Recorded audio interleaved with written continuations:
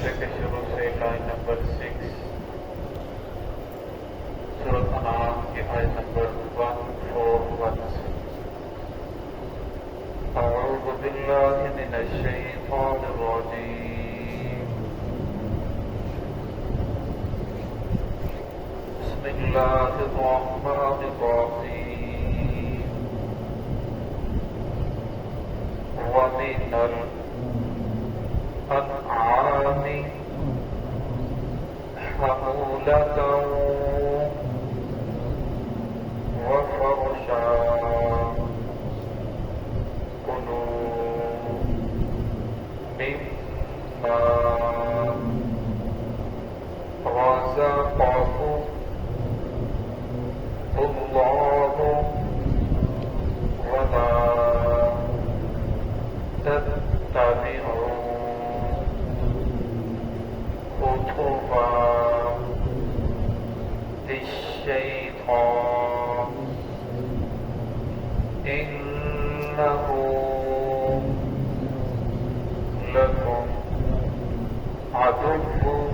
لكم عدو مبين ثمانية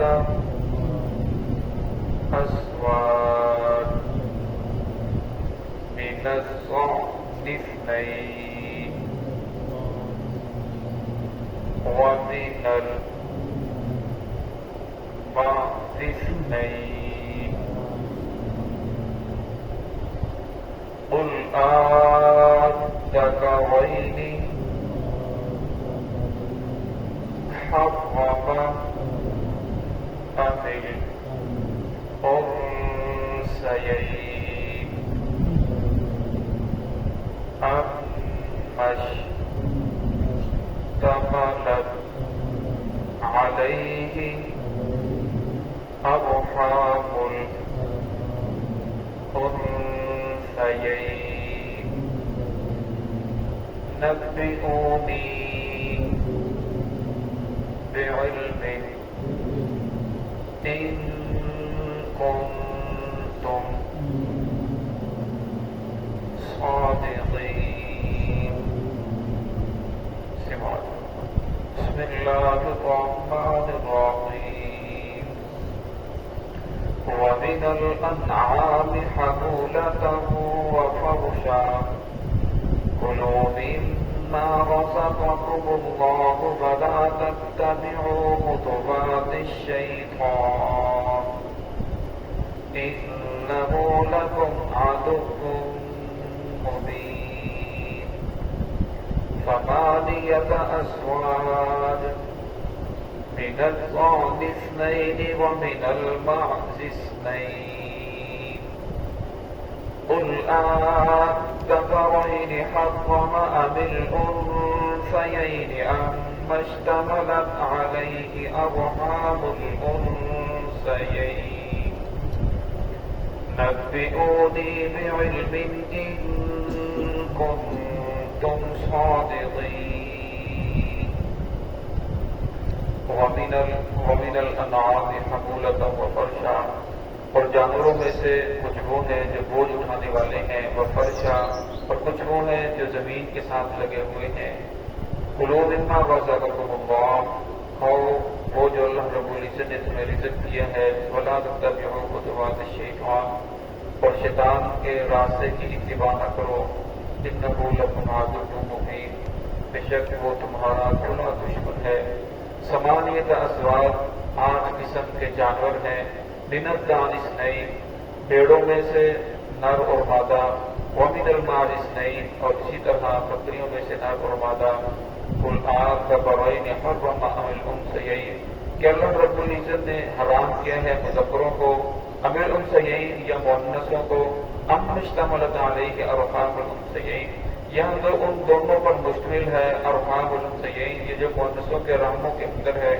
نبئونی بعلم مجھے خبر دو علم کے ساتھ ان کنتم صادقین اگر تم سچے ہو. گزشتہ آیات کے اندر گزرا کہ کفار مکہ نے اپنی طرف سے کچھ چیزوں کو حلال قرار دے رکھا تھا، کچھ چیزوں کو حرام قرار دے رکھا تھا.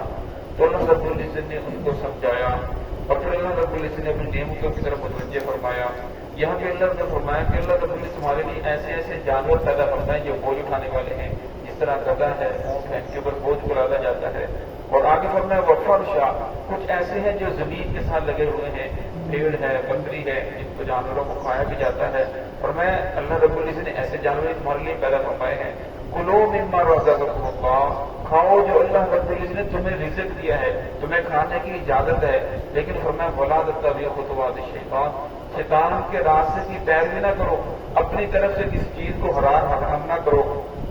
انہ لکم عدو مبین، پتہ ہے شیطان تو تمہارا کھلا دشمن ہے، وہ تو ہر وقت تمہیں گمراہ کرنے کے راستے کے اوپر ہے، ہر وقت اس کی یہی خواہش ہے کہ کسی نہ کسی طرح تمہیں محمد رسول اللہ صلی اللہ علیہ وسلم کے طریقے سے ہٹا کر نئے نئے طریقوں کے اوپر ڈال دے، تاکہ تمہارا دنیا بھی برباد ہو جائے، ایمان بھی برباد ہو جائے اور آخرت بھی برباد ہو جائے۔ فرمایا اس کا تو مقصد ہی یہ ہے۔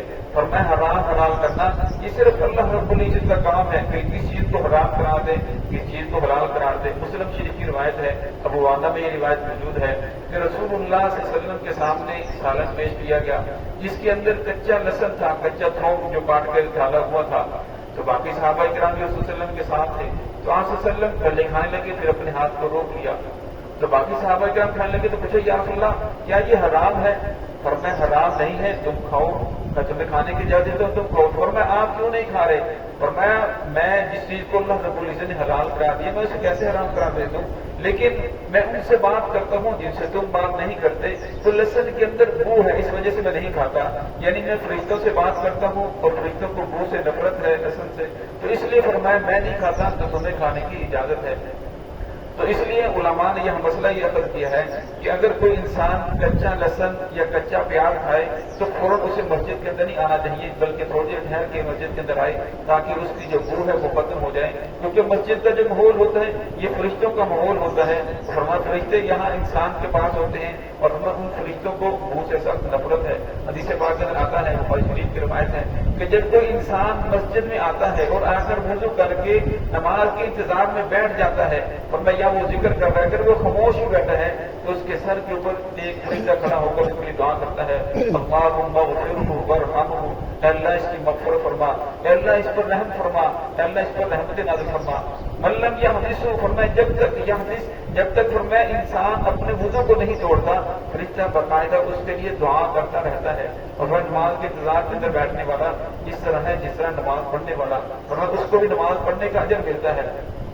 تو یہاں فرمایا کہ رسول اللہ صلی اللہ علیہ وسلم نے فرمایا کہ میں کسی چیز کو حرام حلال قرار نہیں دیتا، جس چیز کو اللہ رب العزت نے حلال قرار دیا ہے، لہذا میں اس لیے نہیں کھا رہا کیونکہ اس کے اندر بو ہے اور میں فرشتوں سے گفتگو کرتا ہوں تو مجھ سے گفتگو نہیں کرتے۔ تو یہاں کفار مکہ نے بہت ساری چیزیں اپنے طور پر حرام قرار دے رکھی تھی کہ یہ چیزیں مردوں کے لیے حرام ہے، یہ چیزیں عورتوں کے لیے حرام ہے، ان کا دودھ مردوں کے لیے حلال ہے اور ان کے اوپر سواری کرنا فلاں لوگوں کے لیے حرام ہے۔ تو اللہ رب العزت نے فرمایا ایسی کوئی بات شریعت سے ثابت کرو، اگر نہیں ثابت کر سکتے تو پھر اپنی ان باتوں سے باز آ جاؤ۔ تو یہاں اللہ رب العزت نے 8 قسم کے جانوروں کا تذکرہ فرمایا ہے کہ جن کو اللہ رب العزت نے حلال قرار دیا ہے۔ 2 کا تذکرہ آ جائے گا اور 2 کا تذکرہ کل کی آیت کے اندر ذکر کیا جائے گا۔ 8 ازواج، فرمایا 8 قسم کے جانور ہیں جن کو اللہ رب العزت نے حلال قرار دیا ہے۔ من الضأن اثنین، بھیڑوں میں سے نر اور مادہ، چاہے وہ دمبا ہو، دمبی ہو، بھیڑ ہو، چھکرا ہو، ان سب کو اللہ رب العزت نے حلال قرار دیا ہے۔ ومن الماعز اثنین، اور اسی طرح بکریوں میں سے بھی نر اور مادہ، وہ بکری ٹیڈی ہو، دیسی ہو، جو بھی ہو، وہ ساری اس کے اندر شامل ہو جائیں گی۔ کل حرم علیکم سے، فرمایا کہہ دیجیے کیا تم اللہ رب العزت نے حرام قرار دیا ہے مذکروں کو یا مؤنثوں کو، اما اشتملت علیہ ارحام الانثیین، یا جو ان کے پیٹوں کے اندر ہے مادہ ہے، ان کے اندر رحموں کے اندر جو بچے موجود ہیں ان کو اللہ رب العزت نے حرام قرار دیا ہے۔ نبئونی بعلم، فرمایا علم کے ساتھ جواب دو، اگر تمہارے پاس علم ہے تو علم کے ذریعے اس بات کا جواب دو کہ اللہ رب العزت اس چیز کو حرام قرار دیا ہے۔ بکروں کو حرام قرار دیا ہے، چتروں کو حرام قرار دیا ہے، بکریوں کو، بھیڑوں کو، اللہ نے کس چیز کو حرام قرار دیا ہے؟ یا جو ان بکریوں کے رحموں کے اندر جو جانور موجود ہیں، بچے موجود ہیں، اللہ کی ذات نے انہیں حرام قرار دیا ہے۔ اللہ نے تو ایسی کوئی بات قرآن کے اندر ذکر نہیں کی، فرمایا قرآن پاک کی آیت آج کے مسلمانوں سے مطالبہ کرتے ہوئی ہے کہ جس چیز کے اوپر تم عمل کر رہے ہو کیا تمہارے پاس قرآن اور حدیث سے کوئی سند موجود ہے یا نہیں؟ اگر کوئی سند موجود ہے تو پھر تو تمہیں اس کے اوپر اجر ملے گا، لیکن اگر تمہارے پاس قرآن اور حدیث سے اس کی سند موجود نہیں تو پھر تمہیں اس کے اوپر اجر نہیں ملے گا۔